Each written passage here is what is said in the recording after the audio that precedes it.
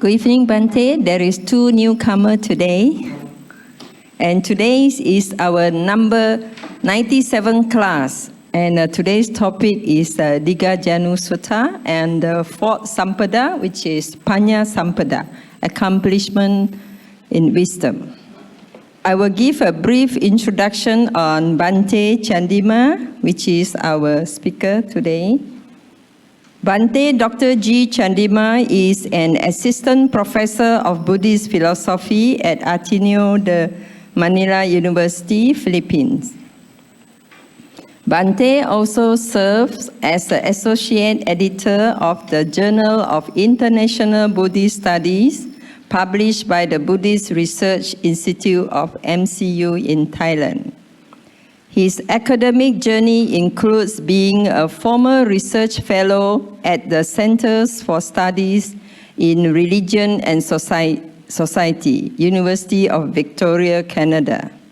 From 2012 to 2016, he also served as the Theravada Buddhist chaplain at the University of British Columbia, Vancouver, fostering spiritual growth within the university community. A prolific writer and blogger, Bhante Dr. Chandima is the voice behind the highly regarded blog Patisota, ranked 47 among the top 100 Buddhist blogs globally by Fitspot in 2025. Bhante's unwavering commitment to the study and dissemination of Buddhist teachings continue to inspire and guide practitioners and scholars across the globe. So we would like to invite Bhante to start the class today. Thank you. Sadhu, sadhu, sadhu. Thank you, Sister Billy. Today, as I heard, there seem to have 2 newcomers, and you are very well welcome to join our Bhante Sutta Study Fellowship. Just to give you a bit of background of the Bhante Sutta study. Bhante Sutta study was started in 2023, I think July 1st or July 3rd. That was the day that we started. And it has been happening over 2.5 years almost by this point. And we have been studying many suttas. We started with the Buddha's first sutta, Dhammacakkappavattana Sutta. And over the course of time, I hope I think we had covered almost well over 7-8 suttas, if I'm not mistaken.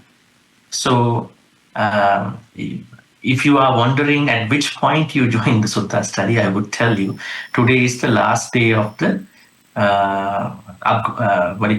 ongoing sutta.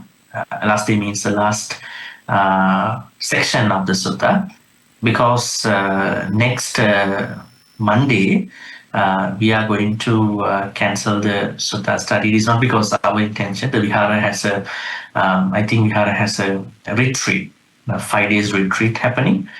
I think it's happening over the weekdays, so Monday to I think Friday. So that's why we have to cancel the sutta study. Perhaps this place might be used to. And we are meeting again on November 10th. Okay, so we are meeting next Monday. That means November 3rd will be cancelled. And November 10th, we will be receiving. And that will be the last day of this sutta, which will be our reread. So that means after his sister Eng come back from her trips, we'll be asking her to post the question post. So you'll be typing your questions, around 20 questions. So we'll be doing that full review of the Dighajanu Sutta on November 10th. That will be the last day of this sutta, Dighajanu Sutta. And from November 17, we are starting one of the most important suttas, Satipatthana Sutta. That's very philosophical and then meditative, contemplative.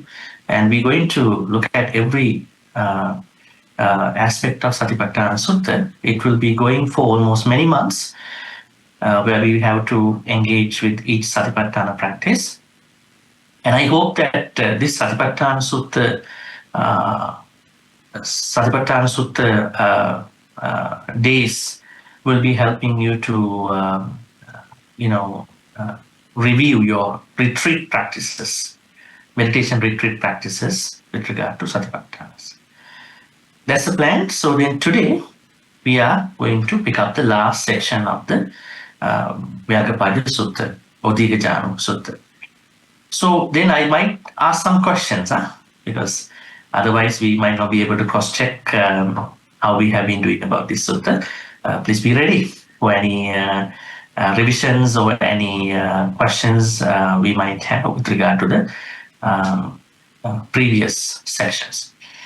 So for those who want to have a sneak peek of this sutta, I would like to again share with you that Dighajanu Sutta was, I would say, one of the very handful of suttas where Buddha talks about the layperson's success.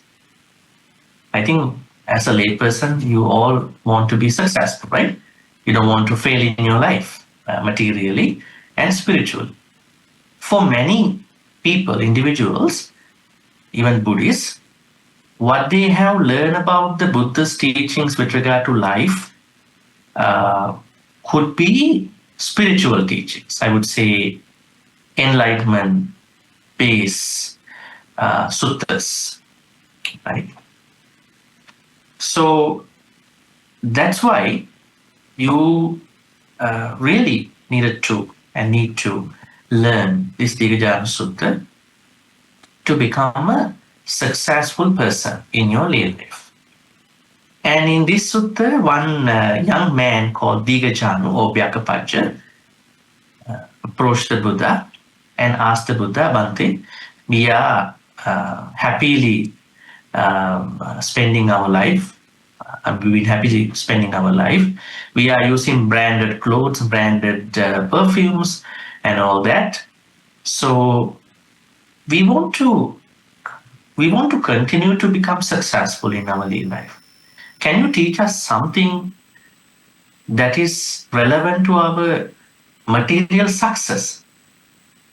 Did the Buddha say, material life is not important. Everything is dynamic and fleeting, and everything is anicca. Why to look for the happiness in early life? Did he say like that? No. That is a different level of Buddhism. We cannot deny that too. What did the Buddha say was, yes, as a layperson, you and everybody who are lay people, who are not monastics, definitely must try to become successful in 4 ways in this life, and they have to do another 4 things to become successful in the next lives until they attain Nibbana. Right? There are some people who are not doing these 4. They are only looking for the Nibbana. So if you happen to be reborn again, definitely, then you will be stuck in your next life.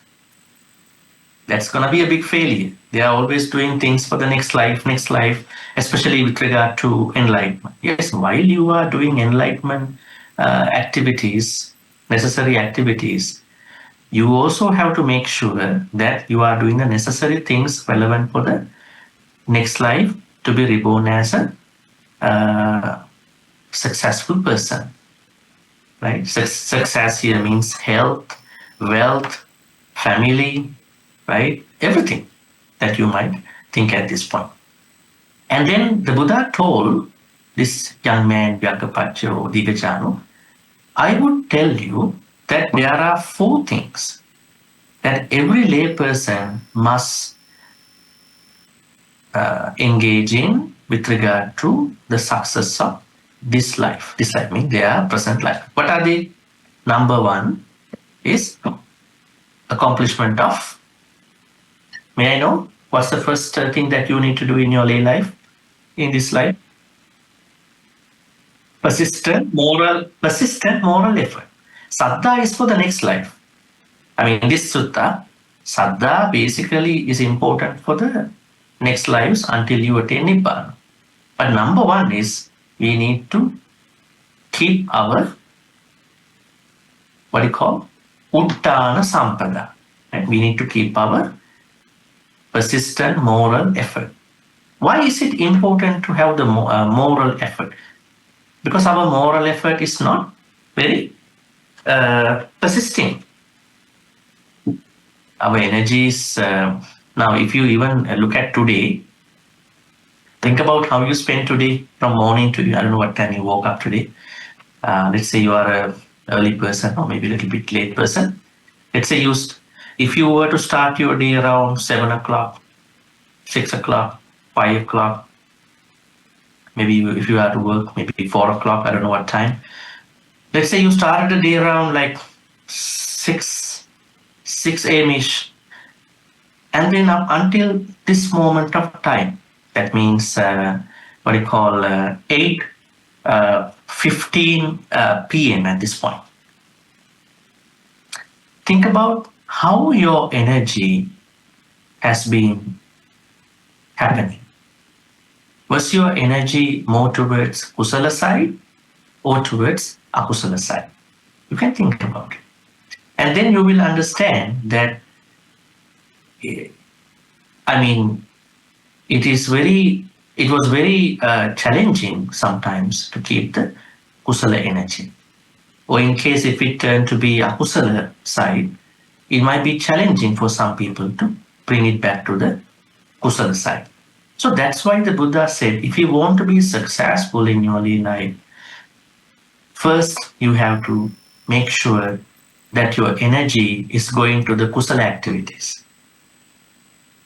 Now, when I say kusala activities, it does not just say that you are supposed to be always very much into Dhamma activities. It means that you are, let's say you are spending time with your family members, right? And then you are making sure that you are not going to stick to any wrong side of the 5 precepts, wrong side of the kusala, 10 kusala. So you are maintaining that energy. Normally, we understand through Buddhist teachings that akusala, unwholesome thoughts can arise when we are not busy with the kusala activities. When we are not engaging in kusala activities, it is possible for us to come up with unwholesome activities. I mean, I'm talking in general. So that's why the Buddha asks you to maintain your energy towards the kusala side, right? And then it has to come to a level. That level is what you call an accomplishment level. Not that Monday you are coming here, you are with full of kusala energy, and when you go back home tonight, and then from Tuesday until next Sunday, you are full of, you name it, different kind of energy. That is not the way. Not even Monday, Tuesday, Wednesday, Thursday, Friday, Saturday, Sunday. You are trying your level best to keep to the kusala energy. Now, kusala energy doesn't mean that you cannot go and eat, enjoy with your loved ones. You cannot engage in ethical, activities that you are doing, in your family. There is no taboo for that. There is no prohibition for that. What you need to do is that try to be inside that ethical landscape, and then maintain your kusala energy. Then you will accomplish it as time goes on. And then second accomplishment that you need to cultivate to become successful in this life was Arakka Sampada, right? What does Arakka Sampada mean? Arakka Sampada means accomplishment of protecting your wealth. Have you ever considered this before you come to this sutta study, before we start this sutta study, especially about Bhagavata Dighajanu Sutta? Have you ever thought that Buddha asks you to take care of your wealth in the proper way? Maybe not a lot of people think that way. They might think Buddha only talks about Nibbana. Buddha only talks about how to meditate. Buddha only talks about how to keep to the 5%, 8 kusalas. No. Buddha not only talks about those things, he also talks about how to spend your lay life properly. Otherwise, this Buddhism is only for the monks and nuns, right? This could have been ended up with monks and nuns. No. That's why the Buddha said you have to cultivate a plan to protect your wealth. There are setbacks for our wealth. What are the setbacks for our wealth? There are dangers for our wealth, from unnecessary taxing, from not properly, making a will for the right people who will be receiving our wealth when we pass away. And then there are a lot of, I think we discussed all that. Where did we discuss all that? Under another sutta that we discussed before. What was it? Pattakamma Sutta. See, all are connected. In the Pattakamma Sutta, which we discussed, I think, last year, 2024, Buddha clearly mentioned where to spend money. Where to spend money. And then he also says at the end, then when you die one day, you are not blameworthy because you spend the money toward the right courses in your life. That is the same thing which the Buddha is referring to, Arakka Sampada. You have to accomplish in that. Not that you are listening to Dhamma talks and the next day scammers are trying to give you a hard time. You don't know how to handle the scammers. The next day your identity will be stolen by identity thieves. That means Buddhists, according to this understanding, should be able to protect their wealth. Now our wealth has mostly gone on to digital aspects, right? Now, during the Buddha's time, he doesn't talk about money, right? What does he talk about with regard to money at that time? Jata, Rupa, Rajata, gold, diamond, silver. Now, I think except for a few people in any country, not other people are exchanging gold and all that. Now, even the currencies, paper bills, coins, are not also being used that much. Money has gone to cashless concepts. Why is it? It is very difficult for shops, restaurants, companies to maintain an inventory and cash register. And they know there are setbacks to having running a physical money cash register, right? So then money has gone to digital aspects, cashless landscape of spending, earning money. Then how do we understand Jata Rupa Rajata Patighahana? Now let us say you come to the temple, you want to take 10 precepts, huh? You don't have the Jata Rupa Rajata, right? Let's say there is a precept under 10 precepts, you are taking it that day on a certain day. So you are going to transfer money to somebody digitally, right? Is that a bad thing? No, it's about a contextual thing. That's why the Buddha's teachings have to be understood with regard to the time. Conditions have changed now, right? The Buddha's conditions are not anymore the same conditions that we are going through, right? So, but we understand his precious elements of the main teaching, essence of the teaching. There is no problem to understand that. Now here, Arakka Sampada means protecting our wealth. So what wealth are we supposed to take care depends on the time that we are spending with regard to the wealth. So digital assets, money, digital accounts, money transferences, right? So there are a lot of aspects with regard to protecting our wealth. So as a layperson, you are supposed to protect your wealth. You cannot mess up with regard to protecting your wealth. In that, you are also supposed to be conscious with regard to where to invest money. I think this is a very big issue in today's world. Just because you see somebody is giving lots of money, interest, and you're going to invest, at the end you lose all the money. And you are hating that person after that. That's it. You have to explore what could be a better place to do that, right? Are these financial institutions monitored by the central government, central bank in the country, right? Are these scammers?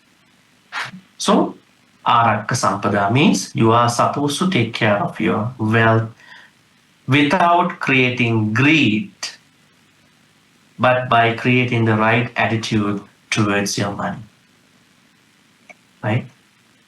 So that's the second accomplishment as a layperson you need to cultivate in your life. Third accomplishment. May I know what is the third accomplishment that you are supposed to cultivate as a layperson?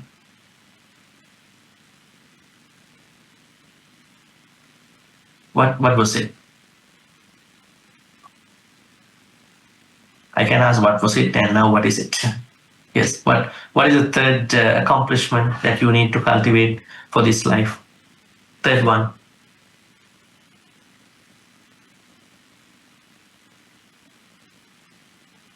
Third one is Kalyana Mittata. You don't have to think about it because it has to come very fast into your mind because we discussed that. Kalyana Mittata means being able to be surrounded with Kalyana Mittas. Right? Kalyana Mittas. And we discussed that Kalyana Mittas are those who have certain qualities, right? Saddha and all these qualities. So we need to find out, make connections, and maintain those Kalyana Mitta friendships. And the last one, it is also about money again. Huh? It's about money. Accomplishment of balanced finances. That means Samajivi Kata. How did we discuss Samajivi Kata? May I know Samajivi Kata? What is the Buddha asked you to do actually? Do not overspend money and do not underspend money. Very interesting, right? What is it meant by overspend? That someone is having an income, but the expenses are higher than the income. That is not a good way to spend money. And what is underspending?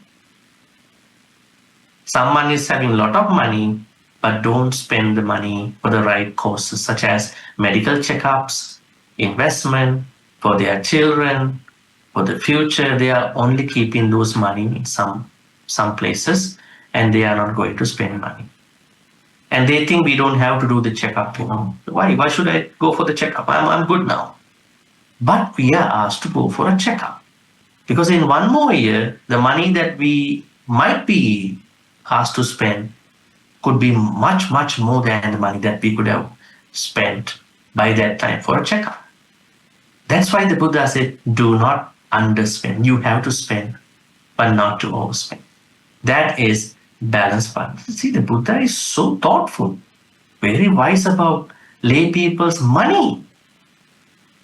He is not simply asking you to donate money to the temple. He's asking you to manage your money, manage your wealth to become a successful person. And these are not even for the entrepreneurs, business people. The management of money is not only for the business people, it is for everybody. Nowadays, everyone is managing their own finances, right? So you have to be successful in managing your finances as given by the Buddha. And then those are the 4 things that are to be cultivated by a layperson for this life. And for the next life, until we attain Nibbana, we never know when we're going to attain Nibbana. Some people might promise you would be able to attain Nibbana. But anyways, we will try our best, level best. But till the day that we are going to the Nibbana, we shouldn't we have a good life? Shouldn't we have good health? Yes, of course, we should have good health. If we get sick, we cannot practice Dhamma easily. Shouldn't we have some amount of money to live? Yes. Without money, how to donate money? How to even give a dana? Shouldn't we need some amount of success in your life, lay life? Being able to be born into a good family, loving, caring family, right? And then to study and to spend a good childhood. Because sometimes when we meet people, some of the questions they are having were about their childhood violence. They were not happy about what happened during their childhood, family and all. That means it's very important to be reborn into a better family who can take care of us, who can teach us, who can love us, who can be affectionate to us. Because if we were not really taken care by our parents, if we were not brought up in a caring, loving family, then one day if we become managers of or change agents or maybe social leaders or maybe adults, we won't be able to understand what kind of love that we are supposed to give to other people. Because we were tortured, we were tormented by our childhood. That's why it is very important to take care of our children. Otherwise, they will bring this to their next generations, right? Sometimes you may need to advise them. While you are becoming friends, you have to become, that role. So that's why it's very important to be reborn into a caring, loving family who also at the same time teach us what is moral, what is immoral, right? So then that's why the Buddha is saying that laypersons need to get ready now to make sure that they are ready for the time periods till they attain Nibbana. And in that vein, we discuss 3 already. There are 4. 4 towards this life, 4 towards next life. So we discussed 3 already. The first one is accomplishment of saddha. That means accomplishment of the trust with regard to the Buddha. Here, Dighajanu Sutta talks about Buddha. Do we have trust about the Buddha? We have to have an unwavering trust about the Buddha. We have no problem with regard to Buddha's great qualities.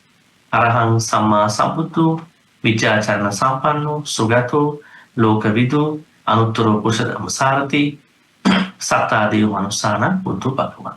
We have to deeply understand, study about these great qualities. Now at this point you can think about, do I know why the Buddha is Arahant? Why the Buddha is Samma Sambuddho? Why the Buddha is Vidyacharana Sampanno? Why the Buddha is Sugato? Why the Buddha is low? Oh, I just chant. Iti viso Bhagavarahan Samma Sambuddho, just like any other chant. Right? So being able to trust the Buddha comes from understanding who he is. Okay?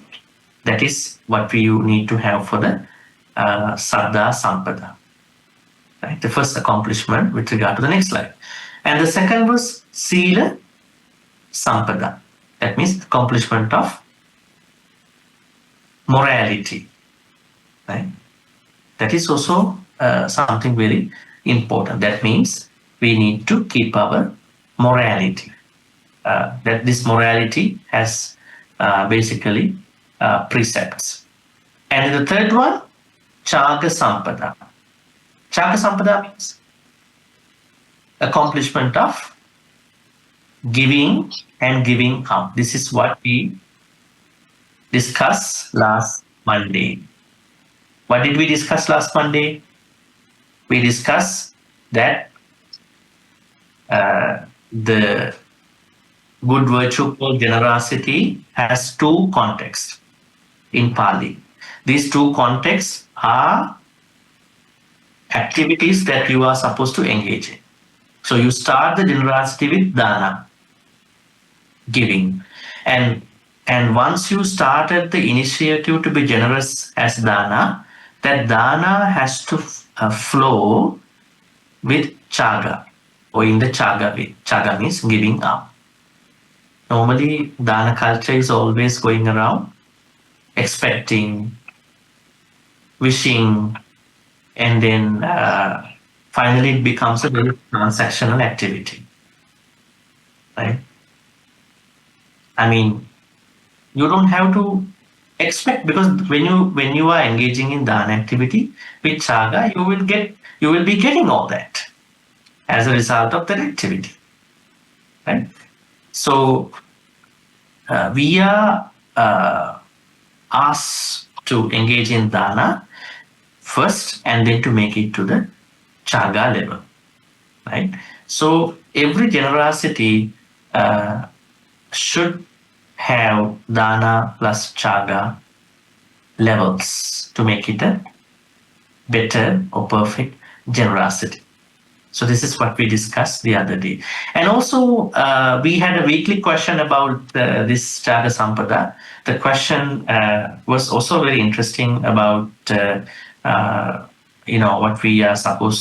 we were talking on that day.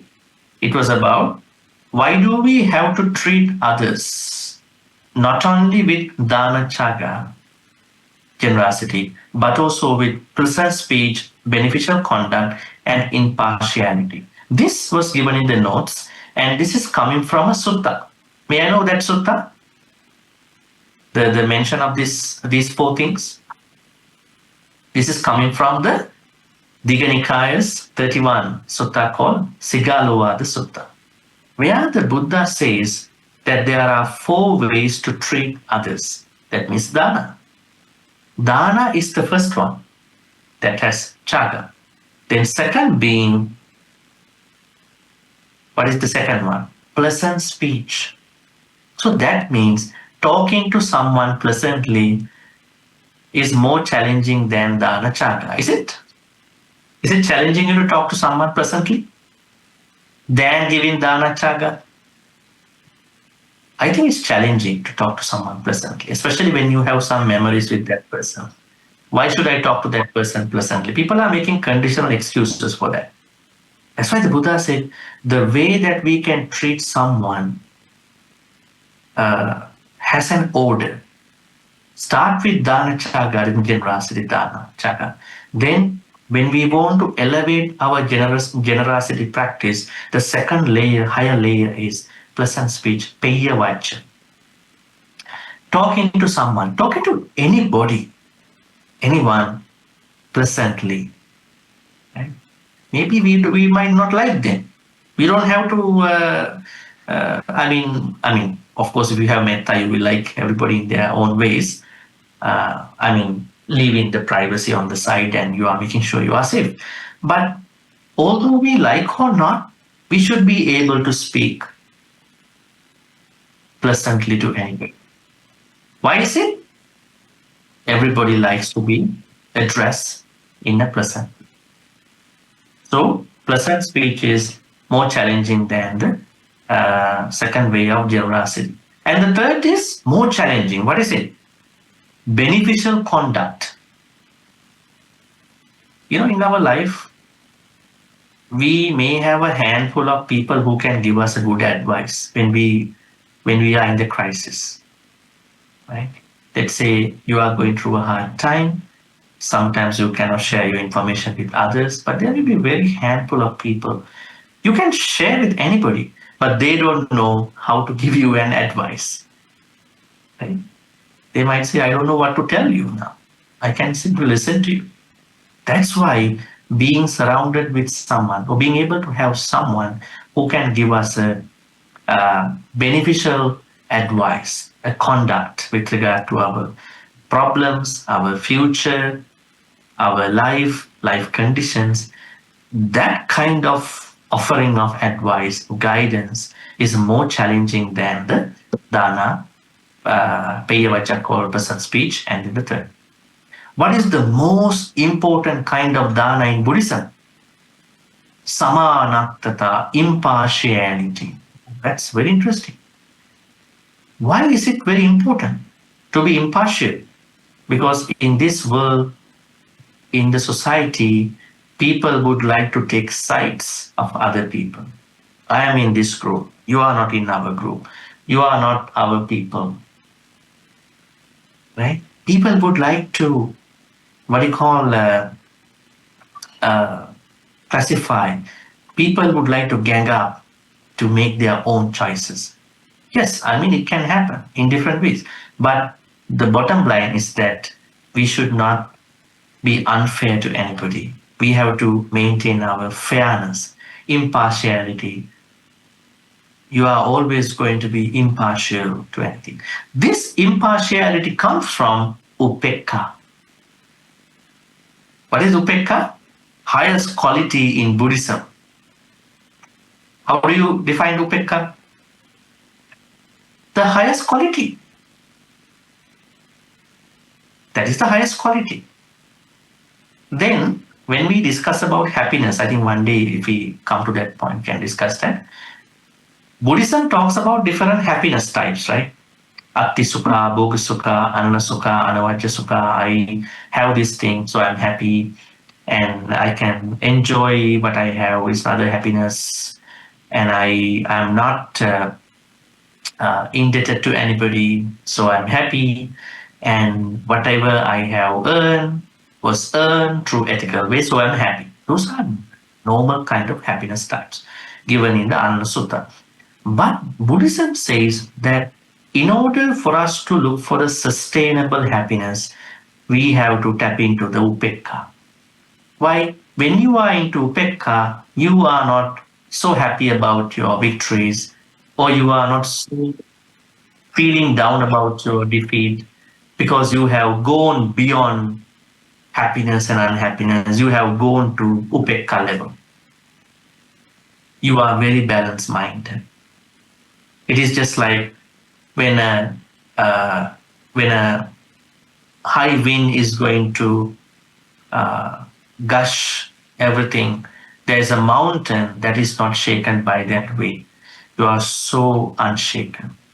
Whatever happens in your life, you know what to do. You are not worried, you are not too happy, but you are enjoying your life. Actually, that is the mindset of enlightened beings, arahants and Pacceka Buddhas and Buddhas. They are not happy.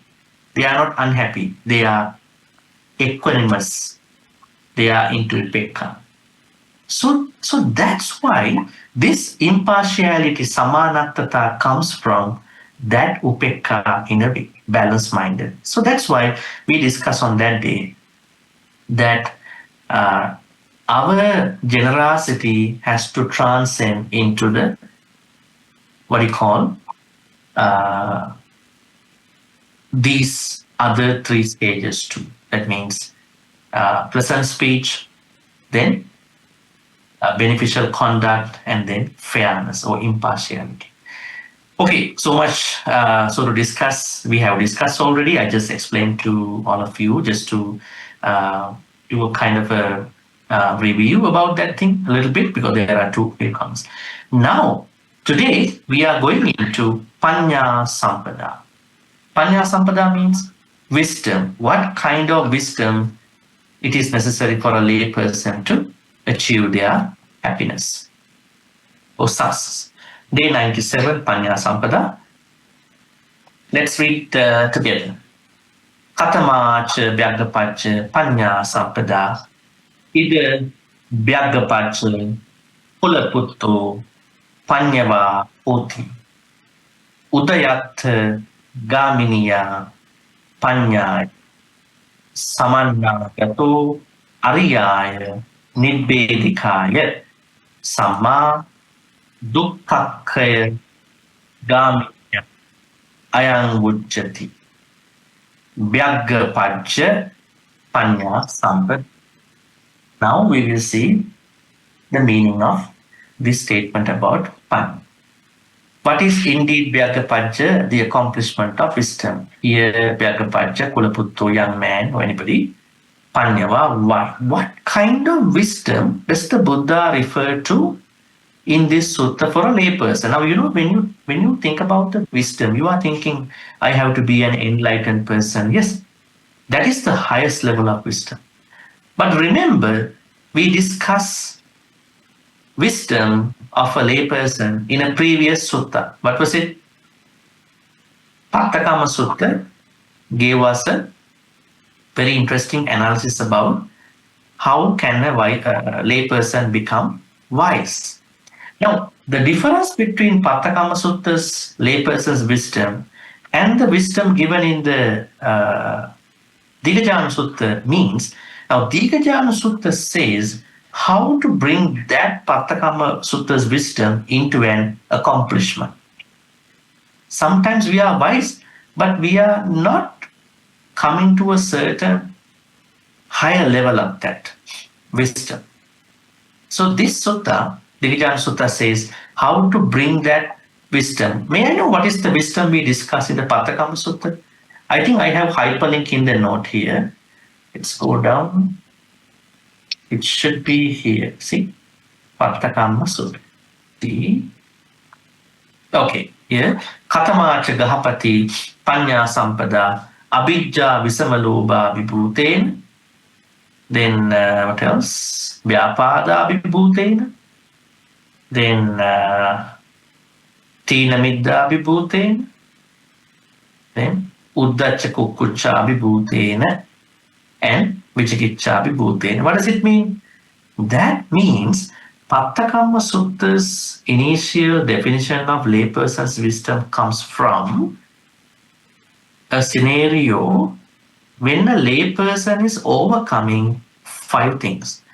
Keep in mind, these are not exactly Pancha Nivarana, 5 hindrances. The first one is a little different.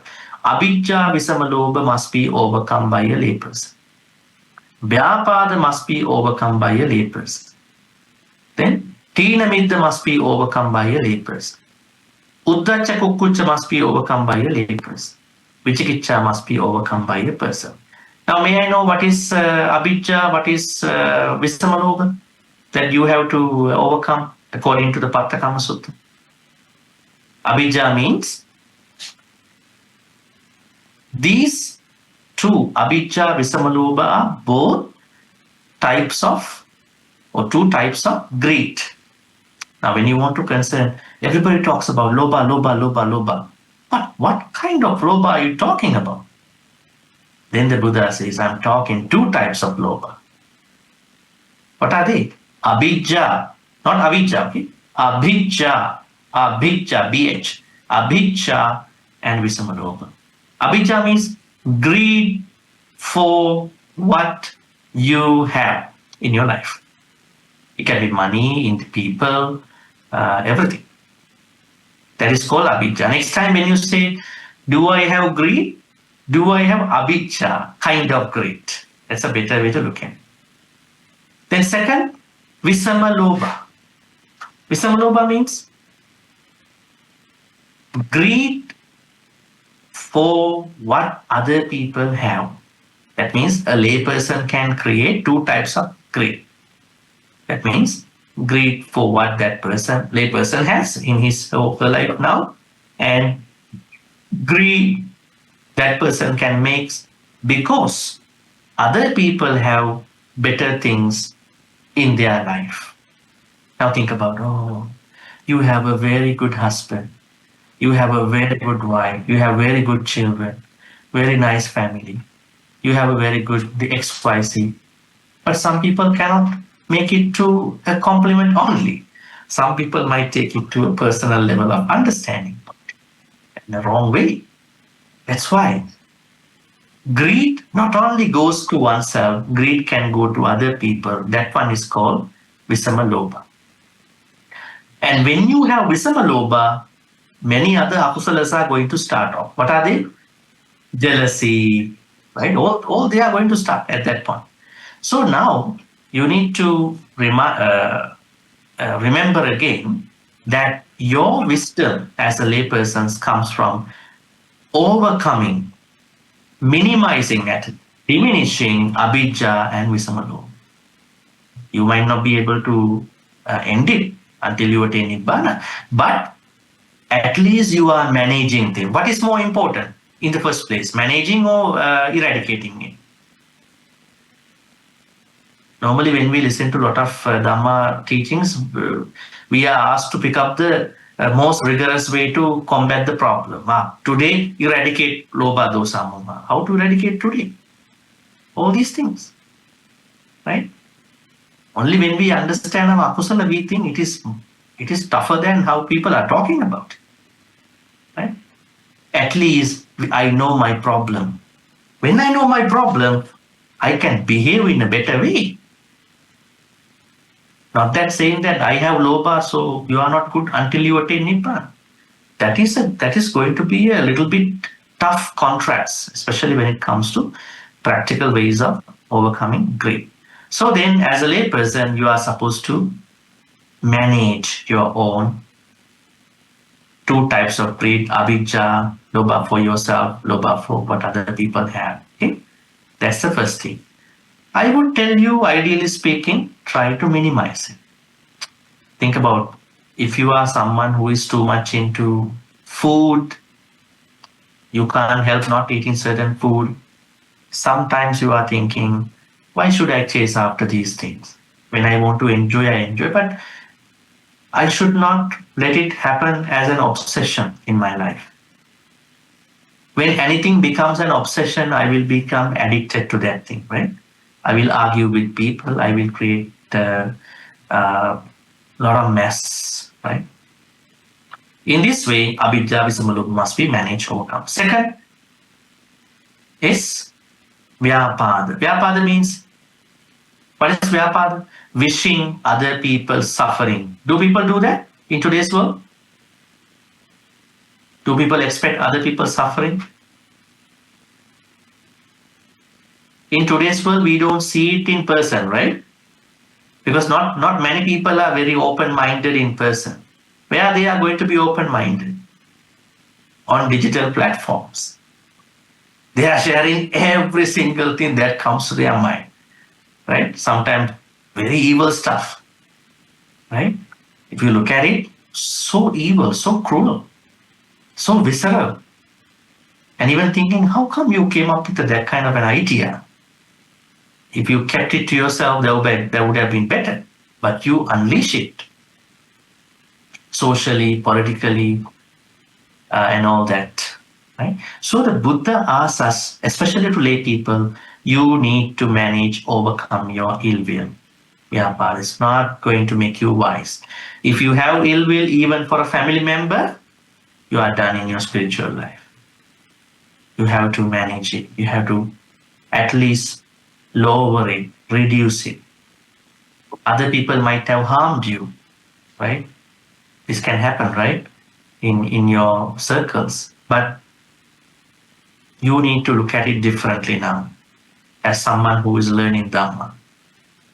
Otherwise, this Dhamma is only in the books, will be in your knowledge. But while you are going to not doing that, you have to be still safe from other people, right? Evil people might be still evil. You can't make contacts back again with them. So you need to make sure you are safe. I mean, that you are making sure that they cannot attack you any. They cannot do any wrong thing to you. But in your mind, no ill wishing for anybody. Why is it? The Buddha told us in many suttas. The simple sutta is Metta Sutta. How did he say? Naparo paranni kumbet nati manyet katta chinang kanch. Katta chinang kanch. Never ever insult anybody, anywhere, nowhere. With vyarosana patigha sanya Nanyamanyasya dukkha nichaya. Vyarosana patika sanya. Vyarosana means in anger, and patika sanya means, what is patika sanya? The moment we strike with a dislike, patika. Patika is the starting point of our dosa. I think you may have heard many early Buddhism teaches us that anger has certain levels. The starting point of the anger is called not koda, patiga. We conflict, we strike with something that we don't like. Patiga. After patiga, then what will happen to us? Patiga, then some other mental states will appear. Normally we understand patiga is called the triggered dosa. That's the triggering point of our anger, patiga. Then the second one is called the koda. Then you are exploded in anger, active reaction. The third could be upanaha. That means you are holding on to that anger, the anger that was arisen before. Patiga, koda, upanaha. Then what will happen? Vyapada. This is the point that we are discussing now. Vyapada means the malicious thought, the intent to harm someone. You might not do it physically, but still you might be doing it mentally. And then what else? Then there is another Pali state called, what you call, agata. Agata means resentment. Agata means resentment. What is agata actually? That's a very interesting point. Agata appears between upanaha and vyapada. Upanaha means holding a grudge against someone, and now you are moving on to the ill will. Right? Now holding on a grudge means upanaha, vyapada means ill will. In between this, agata arises. Agata means resentment. You are very resentful about. You wake up to hate somebody. You go to the washroom by hating someone. And you eat food by thinking about that person, hating that person. And you drive by hating that person. You come back home by hating that person. You sleep with that hate. And one day you will die with that hatred. That's very interesting, right? What could happen when you die with hatred? Dosa. It is said that if someone died with hatred, like what happened to King Ashoka, Dharmashoka, right? It is said that he was born as a python in the Himalayas. It's very easy for someone to be reborn as a snake if you die with anger, right? So nobody wants to be a snake, I think, in anybody's future life. That's why you are studying all these Dharma things, right? So it's very important to overcome vyapada. Sometimes you might be angry because of situation, but immediately you understand, I am angry, I have to cool down myself. I have to slow down, I have to be slow to my anger. Anger is a normal emotion, but immediately I understand, I am angry, I have to slow down to anger. I should not react. I have to know what is going on in my life at this point. But a lot of people, when they want to look back, when they met the mess, then only they want to look back. What happened? Okay, sorry for that, right? Don't let it go to that level. Then a lot of consequences, personal problems and future problems, karma problems. Enlightenment is going too far for you at that point, right? Earlier you were like this distance to the enlightenment. But then you deal with someone with a lot of anger, hatred, then enlightenment is going too far. A long way to go to that place, right? Here we listen to Dhamma talks, engage in Dhamma. There we are into a lot of angry stuff, dosa stuff. So what is happening? How to reconcile these two? That means we have to bring these two situations into one place, right? So lay people are going to be wise when they know they are angered, when they are slow to their anger, when they want to calm down, cool down as soon as they can. Third one, tina midda, sluggishness, laziness in your kusala activities.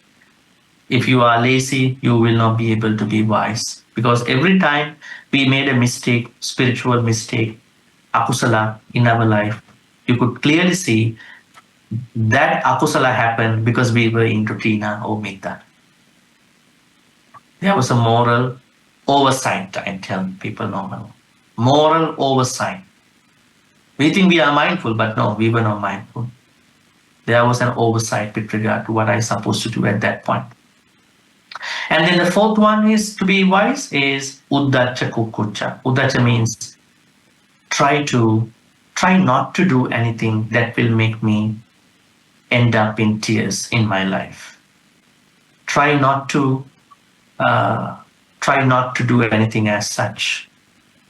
Like how the Buddha said in Dhammapada, Natang kammang katan sadhu yang katva anutappati, right?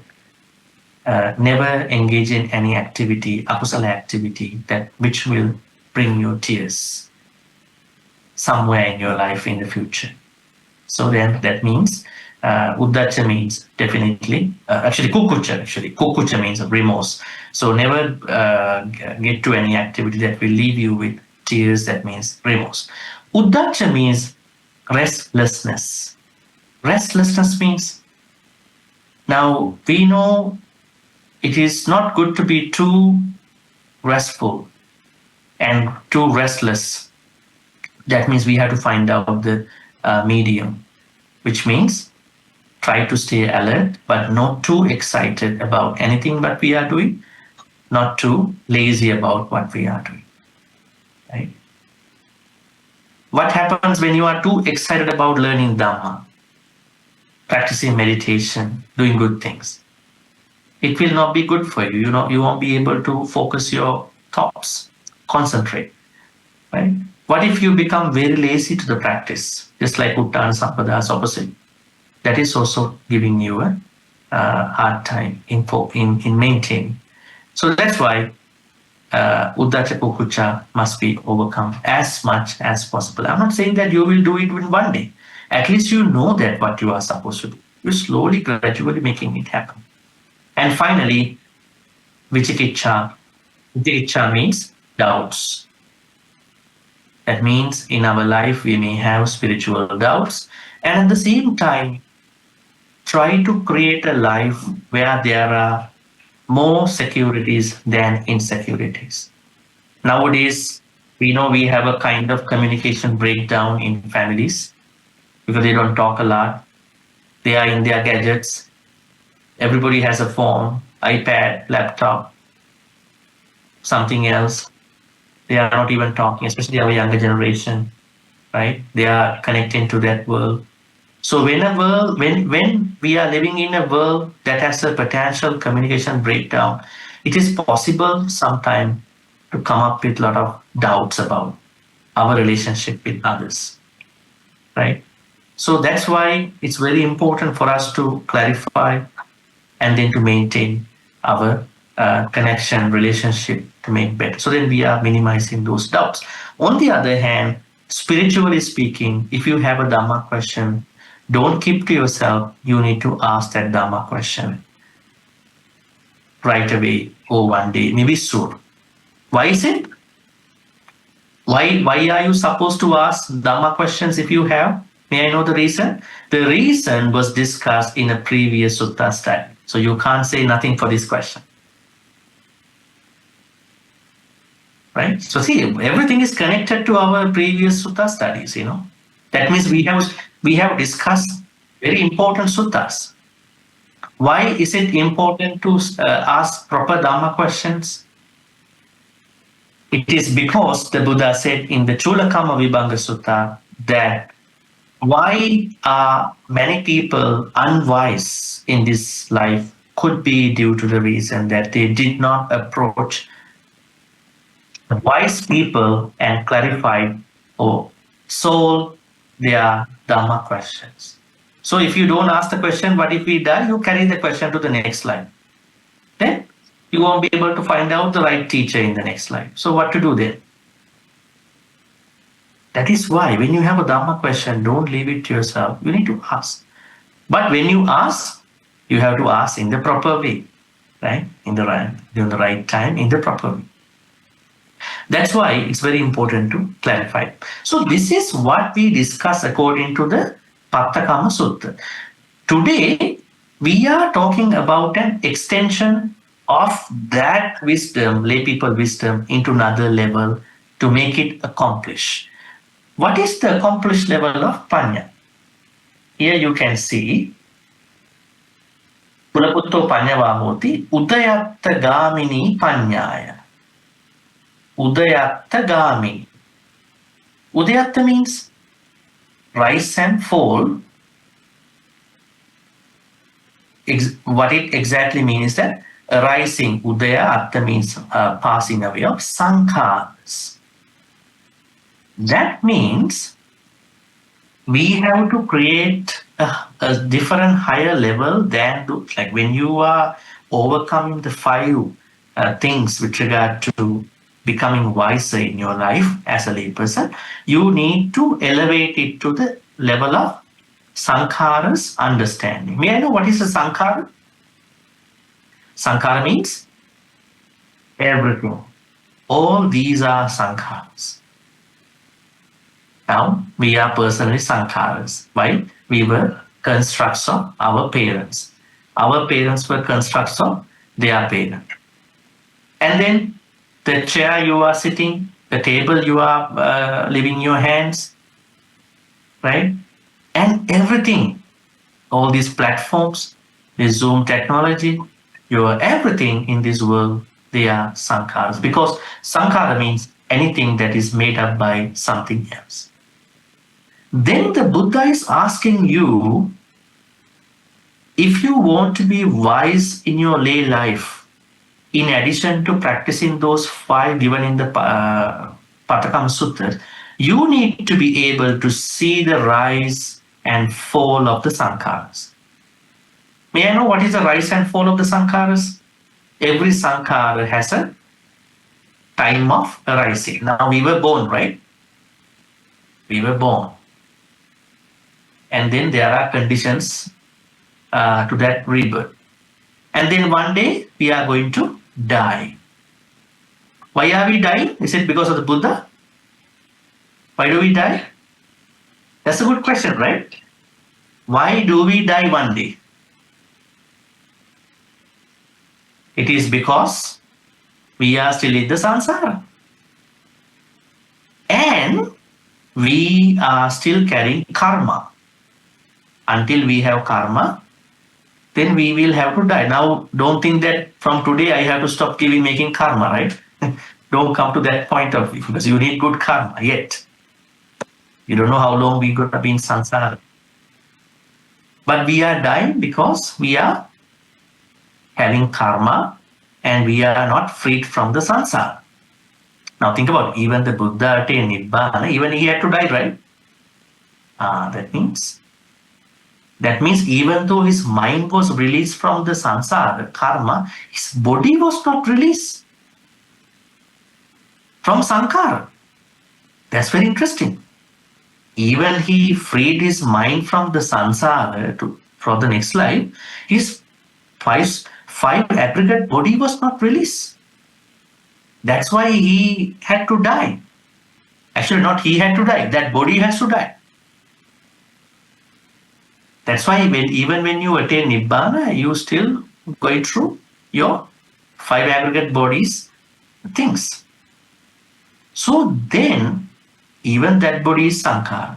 Now, how are you going to accomplish your panya? You can think this way.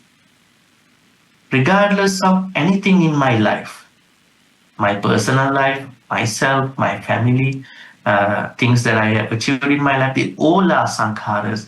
Then I have to see them as sankharas time to time. I should be able to see how they were arisen, how they stayed in life, and how they can one day perish or disappear or disintegrate.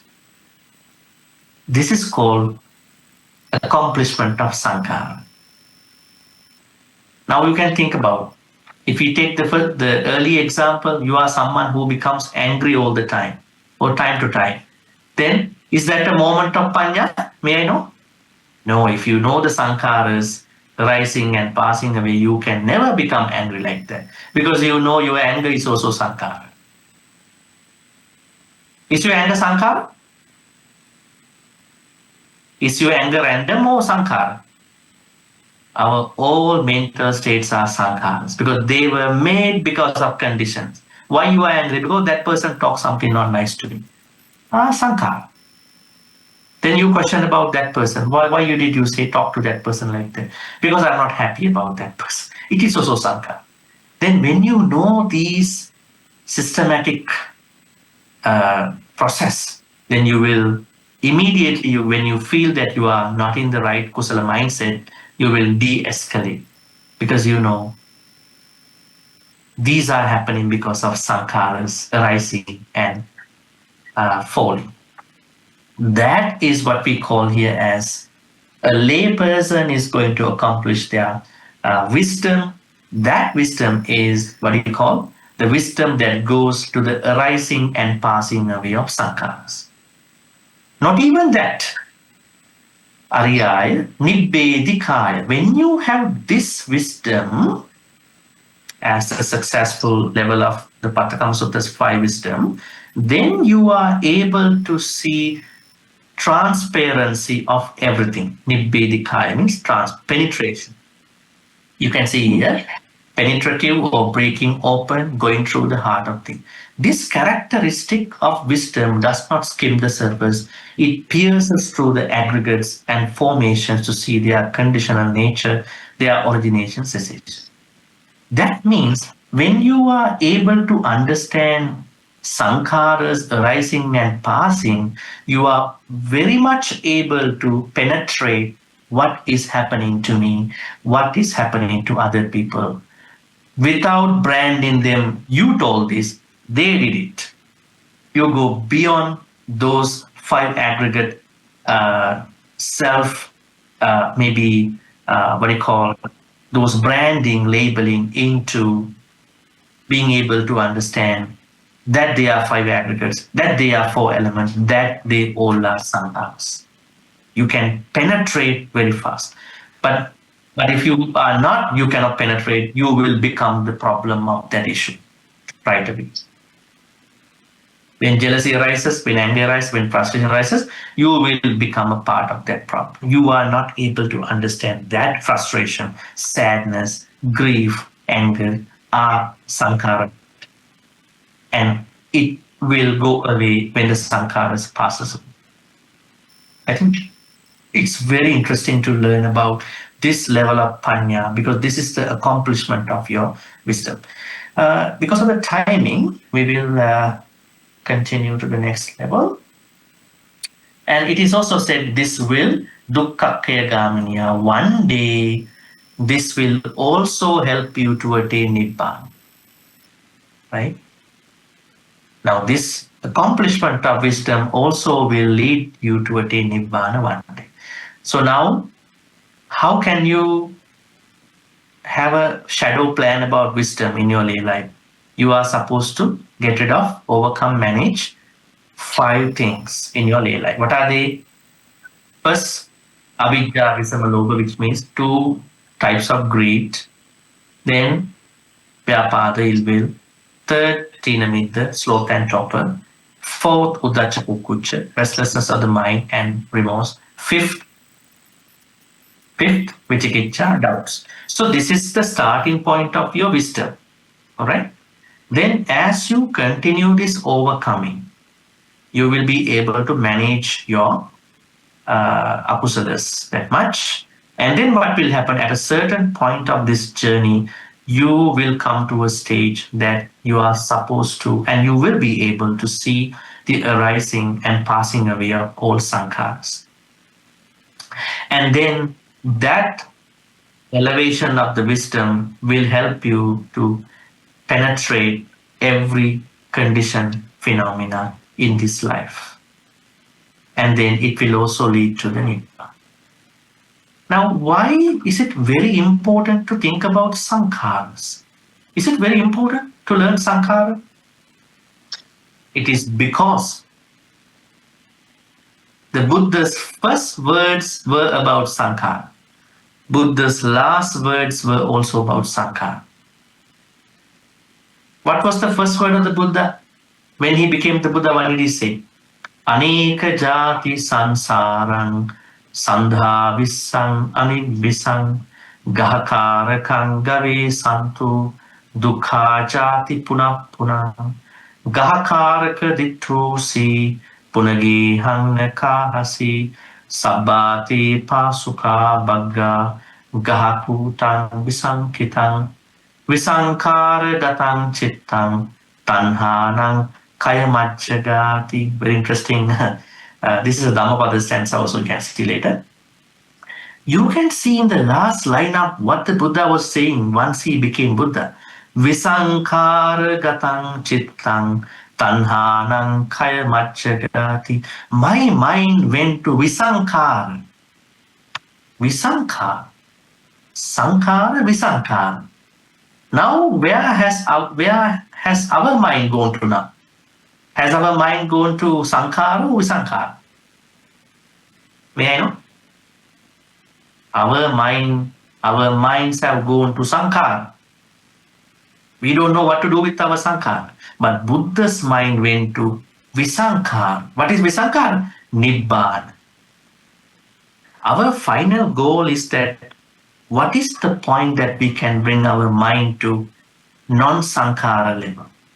So then now you understand how important is the learning of sankhara, because it was a part of the Buddha's first joyful statement. Now I'm going to bring you to the last moments of the Buddha.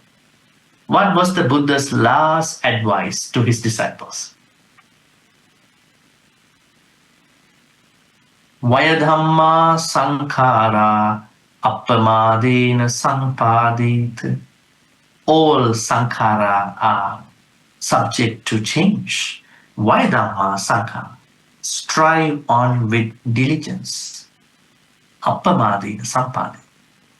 Then why did the Buddha talk about sankhara just before he passed away?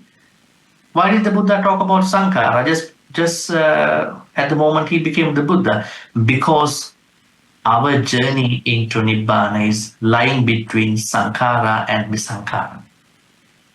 So then, when you practice the 5 types of apusalas to be diminished, reduced, according to the Pattakama Sutta's Panya, then you will come to the higher level of Panya as a layperson.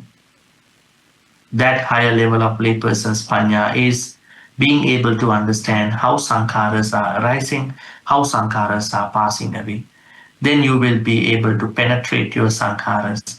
That will finally lead you to Nibbana. So this is how Panna-sampada can be attained, accomplished. So first you need to be wise and then to accomplish in that wisdom. All right, with that we are going into notes. I am not going to read all that. You can read them here. Wisdom as awareness of arising and passing away.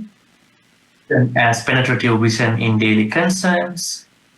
Wisdom that ends suffering, not just manages it. Because see, here we understand, not even nibbedikaya, dukkhakkaya gaminiya. This kind of wisdom leads to the destruction of dissatisfaction and suffering.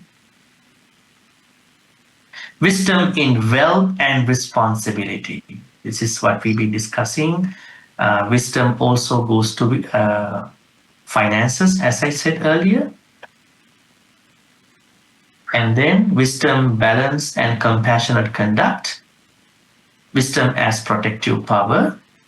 Wisdom as direct experience, not mere knowledge. I have given parallel suttas. Please click on these links. You will go to it will take you to the right sutta, like here Chulahattipattama Sutta, Mangala Sutta, Metta Sutta, Singalovada Sutta, right? So all are connected, given with hyperlinks. Finally, let us read this part. Wisdom as lifelong cultivation for lay people's growth. Dighajanu context. Panya is the culmination of all lay accomplishments. Saddha, Sila, Chaga, Panya. It grows gradually, supported by, this has to be trust, virtue, and generosity. You can see Parabhava Sutta for that. This is a wish that you can think of. At the end of each day, reflect, where did I act with clarity and where was I blinded by craving and or anger? This small exercise plants seeds of wisdom that grow over years. It turns life itself into a Dharma classroom. So that means this is a very good thing to check at the end of every day, even during the day. All right, I think that is adequate to learn about Panna-sampada. Now I would like to see some of the questions if you have, and then we will see how to proceed after that. Yes, you can come up to the mic. Till someone come up and ask a question, may I make you curious about another intersection of Panya? A lot of people are looking for Vipassana, because of the practice. Have you ever thought about the difference between, is it same? Is Vipassana, Panya same, or are they different? That's a very important observation. I mean, until you come up with a question. Now, what is Vipassana? Did the Buddha talk about Vipassana? Not exactly in the early suttas. We find out this Pali word in Anguttara Nikaya when he talks about meditation, forms of meditation as a blanket interpretation. There, Buddha says some people start with samatha, end with vipassana. Some people start vipassana, ends with samatha. Some people start with both samatha, vipassana, and like this. But when it comes to Dhammacakkappavattana Sutta, Mahachattārisaka Sutta, Anattalakkana Sutta, Satcavibhanga Sutta, none of these most precious premium suttas never talk about vipassana. Satipatthana Sutta, Mahasatipatthana Sutta, Satipatthana Samyutta. Why is it? This is a very interesting point to discuss. It is because every time when the Buddha was talking about meditation, he is using the word sati, and he refined the word in the higher sense to be samma sati. Sati is general. What we need to have is right mindfulness. Then when you look at, I think we will discuss under Satipatthana Sutta too, when we discuss about any Satipatthana practice, we can see, or any meditation in Buddhism, even metta, there is a calmness part and there is an insight part. First, one has to be calm in any meditation in Buddhism, and then only one has to do the insight part. Calmness plus insight lead to the wisdom. Then vipassana is a form of cultivation and not the wisdom. Wisdom is panya. That is the difference. We will discuss this in detail in our Satipatthana series, but at the moment, I just wanted to share with you because some people might be confused. Vipassana, panya. What could be the difference? All right, any questions for today? Panna-sampada, in the context we discuss. Okay, so we have to discuss. Good evening, Bhante. Yes, Brother Alvin, please. I want to ask, for wisdom to arise, is there a degree that it will appear, or does it take levels or by levels, or does it just like strike, oh, you have been enlightened? That's my question, Bhante. Very interesting. In our reading about multiple suttas and also looking at from a practical aspect, it depends on the person. Some people's wisdom, now we know wisdom is not something haphazard. It's not random. Definitely one has to cultivate the opposite of the 5 akusalas over here. Abhijja, Visamma, Lobha, Vyapada, Uddhacca, Kukkhucca, Tinamiddha, Vicikiccha. Of course. But the way how the wisdom arises among the people who are following, among the people who are overcoming those 5, could arise in different forms. Sometimes because of the person's viriya, sama ajiva, sama vayama, someone will be coming up with lots of wisdom degrees. But what we need to understand is that if you want to measure it out, then this could lead to another complicated area at that point. I think wisdom is an understanding. We might perhaps not be able to stratify with regard to the degrees, but the arising of wisdom to different individuals could be different through the practice of overcoming those 5. Not that everybody, all of you are supposed to have this degree to go to the wisdom. I don't think so. Different people are able to tapping into the very wisdom in different length.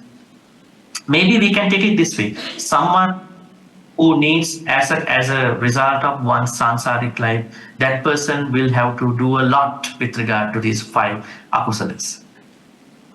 The degree of involvement could be very high. But for someone who has done enough good karma in a past life, like how we discussed in Chulakamvibhanga Sutta, being able to go ask questions from the Dhamma teachers and being able to know those answers. So that person has the preparation background from past life. So these people's wisdom will be triggered very easily because they have done it in the past. So I think if you are asking me the degree, I might think the degree to trigger the wisdom due to conditions from past life and in this life. Other than that, there is no such thing that we all have to flourish in our wisdom in the same way. Yes. Thank you, Bhante. Yes. And the next question? Yes, please. Bhante, my question is that we have been taught about the modes of training, whereby we need to start with dana, sila, and then bhavana. From this sutta, the accomplishment of panya, can we say that the mode of doing so is bhavana? And can we say that for this particular sutta, since it was intended to Vyagapaja, and it is for a good next life, but not to attain Nibbana, so what would be the so-called minimum level of bhavana that we need to achieve? Minimum level of bhavana.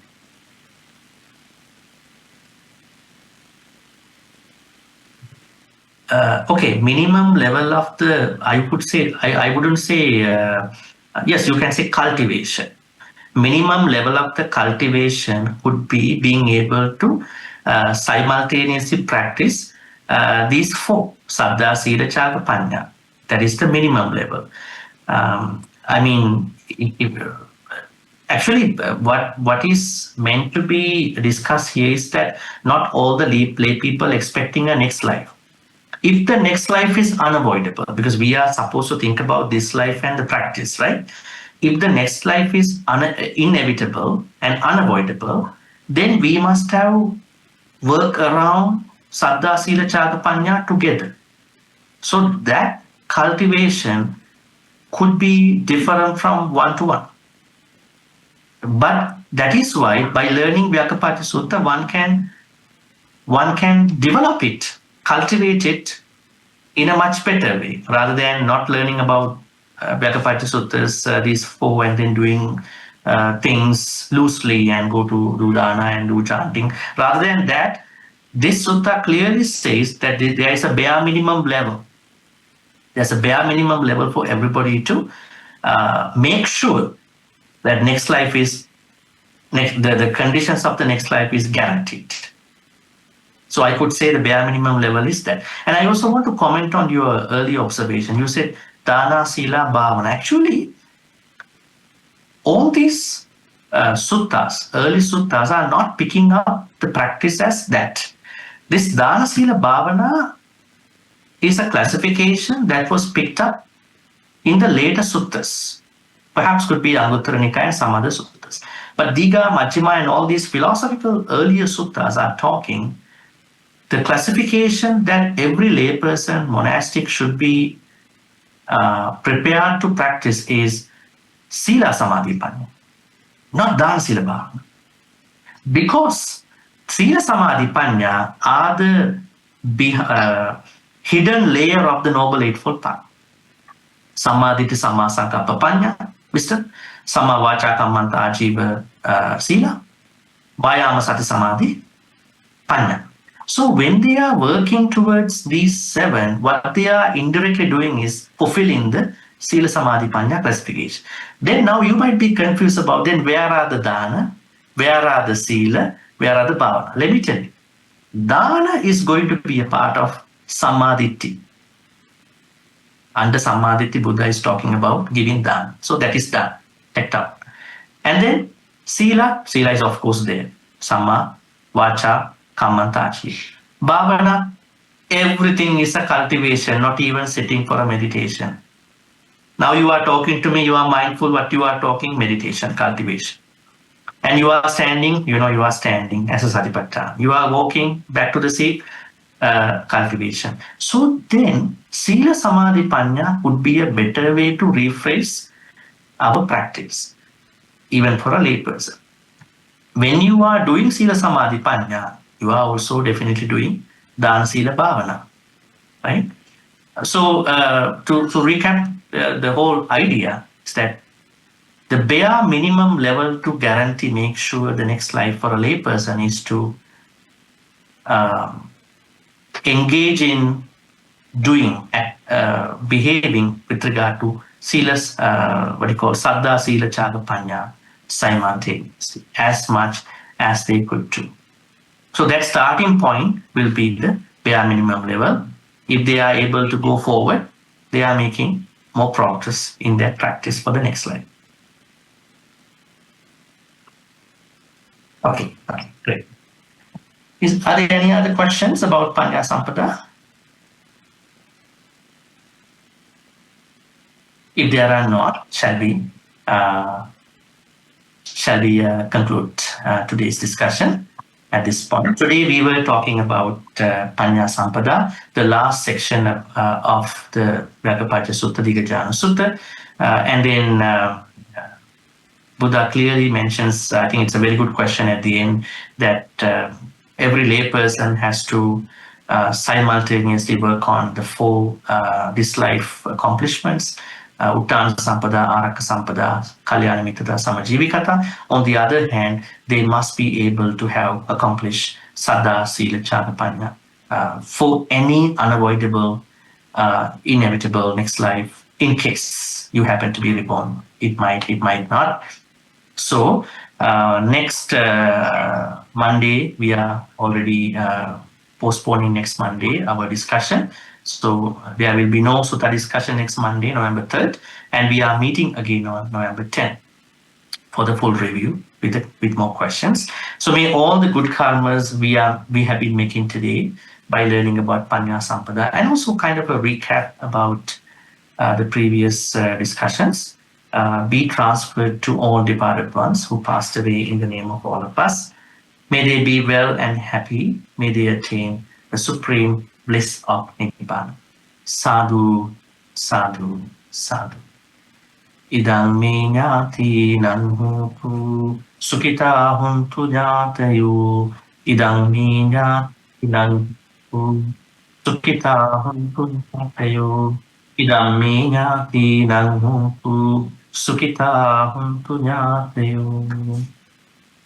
Next, we are going to share our good karmas with Deva, Naga, Mahidika, who are protecting this universe, and then the Buddhist order and all of us. May Deva, Naga, Mahidika receive all these good karmas and may they be well and happy.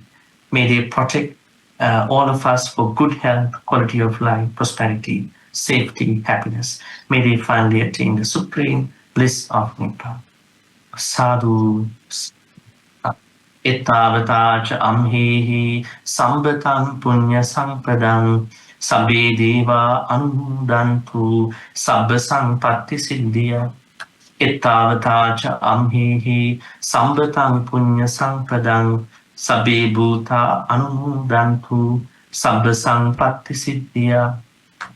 Ettavata cha amhehi sambatan punya sampadang sabbe satta anumodantu sabba sampatti siddhya. Akasattha cha bhummatta devanaga mahindika punyantang anumoditva chirang rakkhantu sasanam. Akasattha cha bhummatta devanaga mahindika punyantang anumoditva chirang rakkhantu desanam. Akasattha cha bhummatta devanaga mahindika punyantang anumoditva chirang rakkhantu mang parang chirang rakkhantu tvam sadati. Next, we are going to make our Dhamma wish. Our Dhamma wish is to be surrounded with Kalyana Mittas, more Kalyana Mittas. At the same time, we want to be Kalyana Mittas to as many sentient beings as we meet in this samsaric journey until the moment we attain Nibbana. Even after we attain Nibbana too, it's like Arahants, Pachika Buddhas, Samma Sambuddhas. With this noble intention, let us make the wish. Imina Punyakam Mami Bala Samagamo Satan Samagamo Yavanimbana Patya. Finally, may all the good karmas we've been making today by learning about Panna-sampada, accomplishment of wisdom for lay people, may all these good karmas be upon all of us. May they be helpful and supportive for all of us to attain the supreme bliss of Nibbana. Sadhu, sadhu, sadhu. Blessings. Abhivadana silisa nichang vadha pachayinu chattaro dhamma vadhanti ayuvanu sukhang balang ayurarogya sampatti sagga sampatti mevacha ato nibbana sampatti iminati samichatu sadhu sadhu.